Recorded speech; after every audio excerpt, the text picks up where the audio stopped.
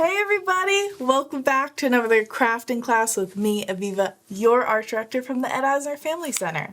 Today we are going to be making something so beautiful you can give as a gift to yourself or a gift to whoever you're living with or close by right now. Everyone needs something to cheer themselves up nowadays, it seems like. So this is a perfect step in that direction. Today we are going to be making homemade terracotta pots. Some people like to actually call them terracotta trash because you can actually make this out of any kind of glass material that you have in your house, whether that be any recycled like glass bottles that you're about to throw out into the recycling bin, hopefully, or I think you could even do this on plastic, to be honest. Won't last as long as like a glass vase, but let me just tell you what we're going to be doing today. We are going to be making a terracotta-like vase. So we're not actually going to be using terracotta, which is a type of clay that has actually been used for so many years. I think it's been around since like 25,000 BCE, I think. I'm not completely sure about exact times, but it's been around for a really long time. Terracotta, let's move our example out of our way, is this type of material that you see here. So this bottom part is glazed, which means it's painted, it's got this nice shiny coat on it, and it was probably fired in a kiln. But this top part here that's not covered in a painted kind of glaze like this brown part is a natural terracotta kind of texture. So we are going to be making normal glass-like kind of materials that you can find in your house. This is just a regular vase. And we are going to make it beautiful and matte, just like how this terracotta is here. So we are going to be needing a glass apparatus. So you're going to be needing something like a vase. You can use old bottles. You can use any other any other kind of glass material that you have in your house. It could even be something like this size, nice and small, if you want to make like a little jewelry holder or somewhere to put your keys when you get home. Any of these things would be great, but you want to make sure that it's got some nice, good edges for you to paint on. Second, you are going to be needing some acrylic paint. Acrylic paint is great because it is super thick. And once layered, it is very opaque, which means not so see-through. So we are going to be hoping to get a nice matte, kind of opaque kind of texture today on our vase. So acrylic paint. And then to give it that kind of matte, not so shiny look, we're going to be using baking soda. Because when you add however much paint you need, and then adding in half that amount in baking soda, it makes it kind of like a fluffy material as you're painting. And then once it's dry, it's like this beautiful matte, almost looking like clay-like material once it's dry. And so that's the kind of look that we're going for today. And so those are the only three materials that you're going to need besides your utensils like paintbrushes and some bowls to put your paint in. So all you're going to be needing, one last recap, a nice glass vase, some acrylic paint, and baking soda. And that's going to be it. You probably have all those things in your house already. If you're watching this video, I'm sure you've got some type of crafting materials at home. All right, so I think we're ready to get started. Let's do it. So we're going to be taking out our glass vase and making sure that we have somewhere clean to paint on. So if you're inside, let's put something down on the table, or let's go outside and get some nice fresh air, okay? So let's roll up our sleeves and get into it. Okay. So what we're going to do is we're going to start off with a nice clean base, okay? So that means that our vase is nice and clean and smooth, and all of those stickers are off, because if you leave any of those stickers on, even at the bottom, they kind of will mess up your beautiful terracotta pot. So we're going to be taking out our paint first, and we're going to be choosing which colors we're going to be using today. So usually terracotta, which in Italian means baked earth. So we're trying to make our paint look very earthy, very rustic, and going to be making it one of my favorite colors, which is like a nice burnt orange. So we are going to be using some nice terracotta-y kind of colors. So starting with our first cup, I have 2 cups here because I want to make a little bit of a design afterwards. So what we're going to be doing in our first cup is adding some colors that look like terracotta. But since this is totally up to you, when it comes to choosing your colors, you don't even have to make a terracotta kind of color. So you can make even a, with green or blue, whatever color you'd like. It'll still show up nice and matte. So I've added my orange and now a little bit of brown because we really want to make it like rusty. Terracotta is used for plenty of things like baking, sometimes even like roof shingles, the little slates that you see on your roof sometimes. Now I'm adding a little bit of red. Oops, that's okay. That's why we have our cover, our little table cover. All right. And finally, just to lighten it up a little bit, this nice peachy tone. Okay, so now we're gonna take our paintbrush. When we're painting big spaces, whether that be painting on glass like we're doing today, or painting on any other type of material like a canvas, you always wanna make sure if you're painting on a big space, you want to use your biggest paintbrush. So it's not taking you so long. Use a tiny paintbrush, it's gonna take forever. So I'm using my big paintbrush to mix right now. I've got this nice dark orange color. Might add a little bit of, let's add a little bit of this light color here just to lighten it up because it is a little dark.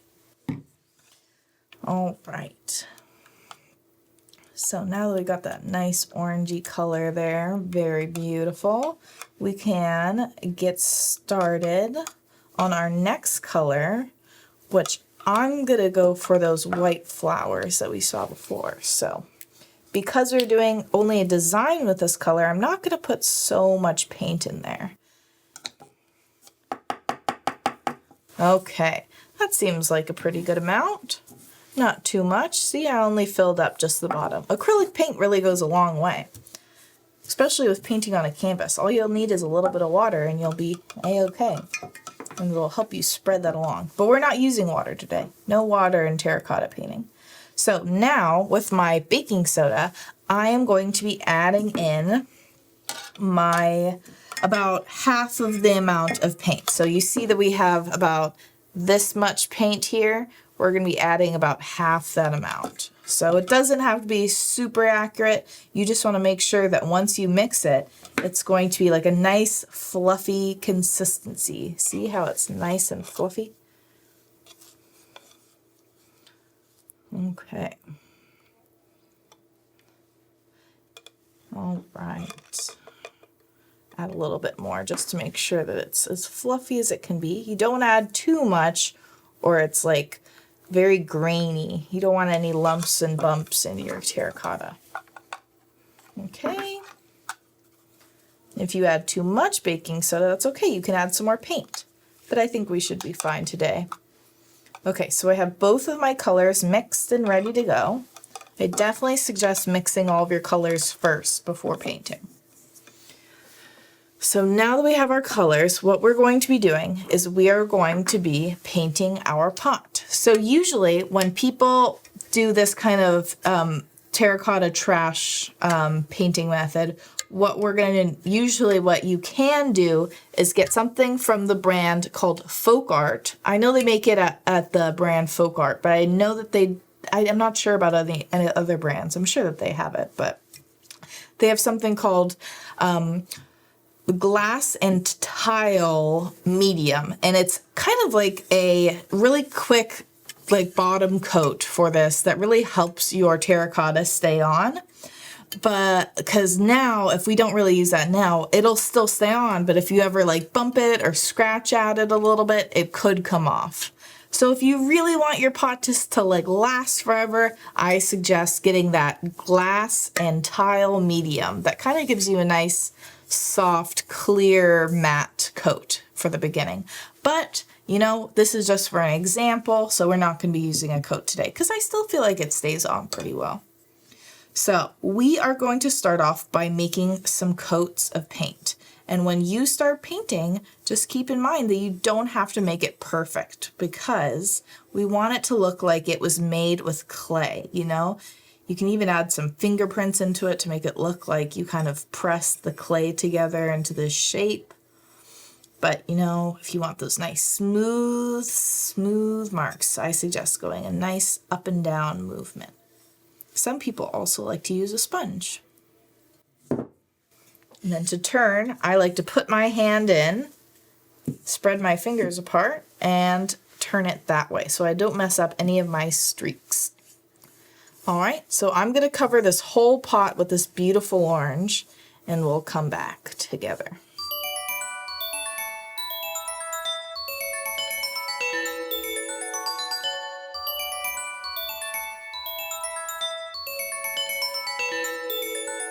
All right, now that I have my first coat down, your pot should look something like this. And you see, my streaks aren't perfect. You can see some parts that are a little not so filled in. And so that's why I suggest doing 2 coats of your base color, okay? So my base color today is orange, and so you are going to be doing 1 more coat of this before you add on your second color, which will be your decoration, which is also totally your choice because it also already looks pretty right now. But I'm going to do my second coat and then we'll go on to the fun part of putting in the details.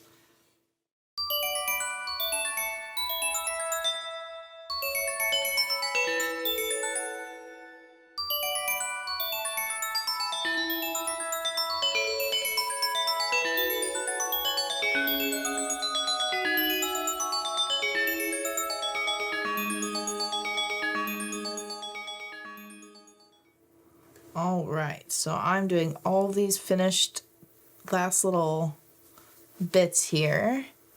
And I definitely suggest if your vase has a brim like this, you see how it looks a little messy here?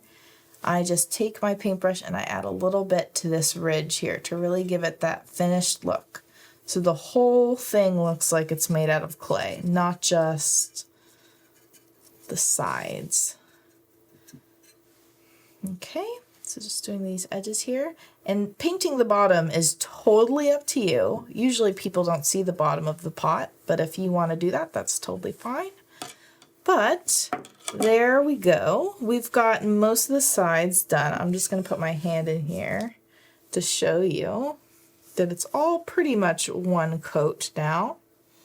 And now what we can do, switch these colors here, and I can start going in with my white for my decoration, okay?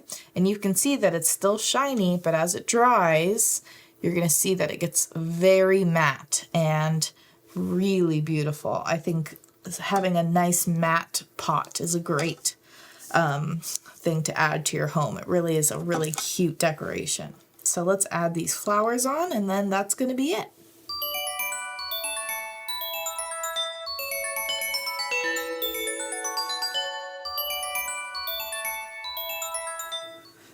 All right, I want you guys to notice while I'm painting, my orange is mixing with my white slightly. So if you're impatient like me and want to just paint your details immediately, just keep in mind that your paint underneath will still kind of blend into that top color, especially if you're using a light color like white like me. But that's okay, I kind of like it to be a little messy.